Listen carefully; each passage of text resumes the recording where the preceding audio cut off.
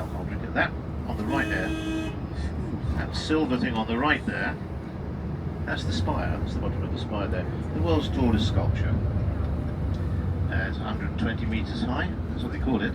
Put up there in the year 2000 to represent the new millennium. And it replaces what was there originally was Nelson's column, but that was blown up in 1966 by the IRA. That was a big column with a big statue of Lord Nelson, who was the hero of Trafalgar. He defeated the French at Trafalgar in 1805. Off the southern coast of Spain. Really, that was the end of Napoleon's navy. Effectively, 10 years later, his army was defeated in 1815 by the Duke of Wellington.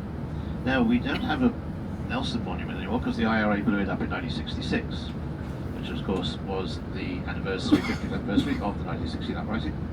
That's what they did to celebrate but commemorate. And but we do have a big monument still here, dedicated to the Duke of Wellington, who defeated Napoleon, because he was actually Irish. He was born here.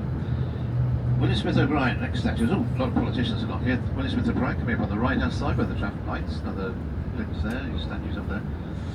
He was the founder member of the Irish Republican Brotherhood, and he led an uprising against the British rule in 1848. William Smith O'Brien.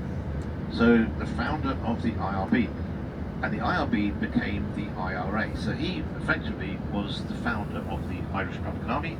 It became known as the IRA. But everyone, of course, talks in history about the IRA from those days as a peacekeeping force, as opposed to the terrorist group that developed in the 1960s, 70s, 80s.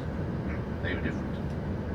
This big one on the right-hand side, another monument here. This is Daniel O'Connell. The street's named after him.